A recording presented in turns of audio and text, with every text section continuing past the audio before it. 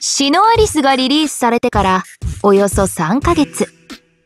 都内女子校での暴動や北関東のショッピングモール壊滅事件、西東京にあるダムへの破壊活動など、世間ではきな臭い出来事が次々と発生していた。しかしそんなことはここにいる男にとってはどうでもいい。男、シノアリスのクリエイティブディレクターである横尾は PC でシノアリスの開発画面を立ち上げながら、もう一つのウィンドウで預金口座の画面を開き、そこに増えていく数字をうつろな表情で眺めていた。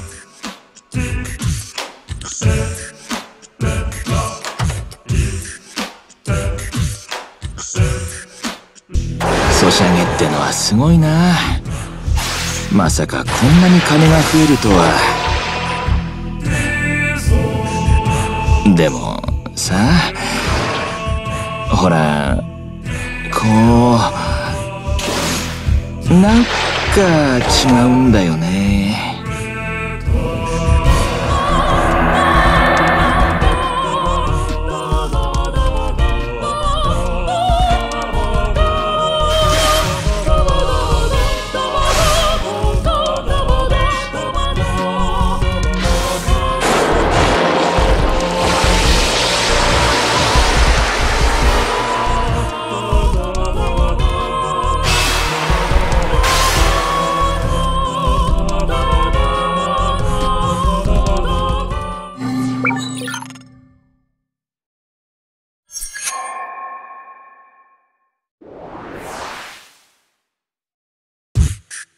横尾は SNS の画面を開くと DM を確認した。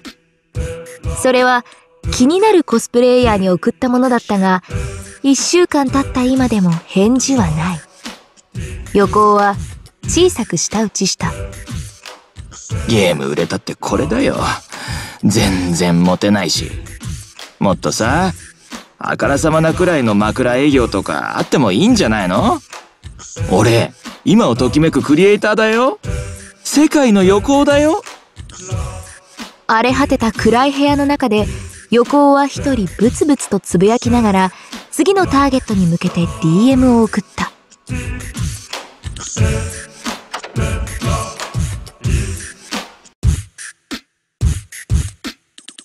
このコスプレイヤーもダメ。じゃあ次はこのライター志望の子に DM を送ってみるか。シナリオの書き方を教えてあげるから2人でご飯に行きませんかと。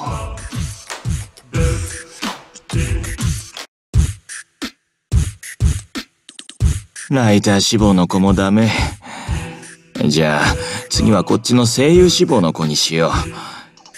次の作品のキャラにキャスティングしてあげるから2人でご飯に行きませんかと。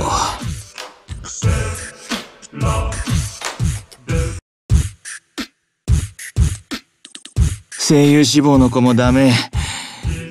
じゃあ次はイラストレーター志望の子だ。キャラデザに起用してあげるから2人でご飯に行きませんかと。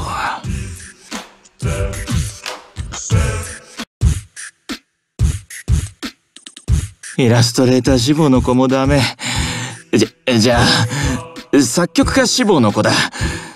世界の岡部を紹介してあげるから2人でご飯に行きませんかと。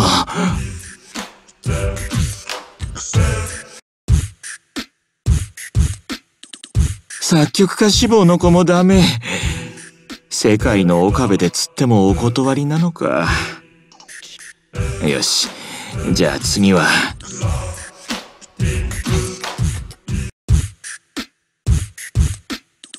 こうして DM を送ること約100通。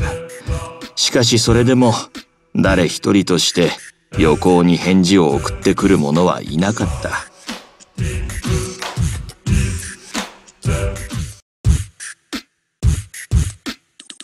うわ、これが噂の予行メール。文面からして欲望にじみ出ててやば。顔もわからない怪しい人といきなり2人でご飯なんて行くわけないじゃん。痛いおじさんは晒すしかないな。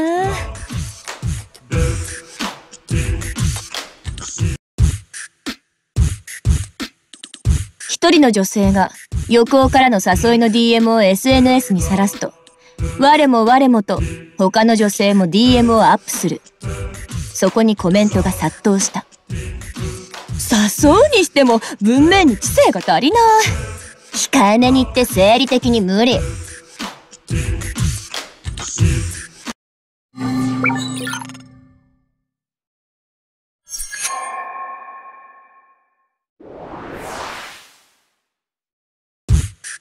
さらされた誘いの DM は瞬く間に世間に広まった。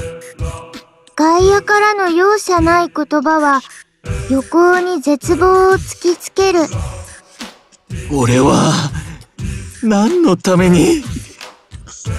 横尾はキッチンにあった包丁を手に取り手首に当てると、震える刃先に力を込めた。そうして一気に。お邪魔します。横尾さん、もうシナリオの締め切り1ヶ月過ぎて。って何やってるんですか。止めるな。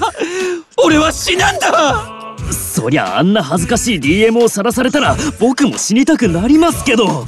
ほらそうだろう。モテない俺なんて死んだ方がいいんだ。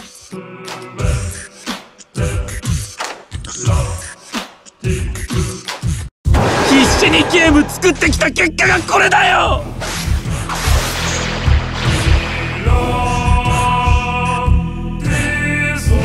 モテないやつはどうあがいたってモテないんだ。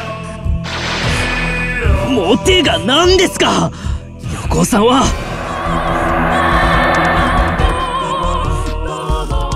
モテるためだけにゲームを作ってたんですか。横尾さんにとってゲームは何なんですか。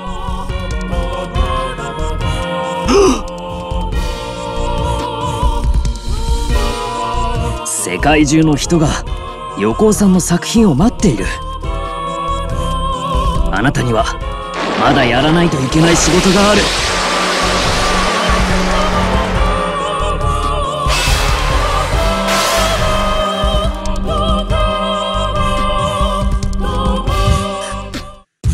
そうだ、俺はゲームを作るんだ。その意気です、横尾さん。二人は涙で顔をぐちゃぐちゃにしながら抱き合い、唐突に横尾は倒れた。心臓止まってる。なんで。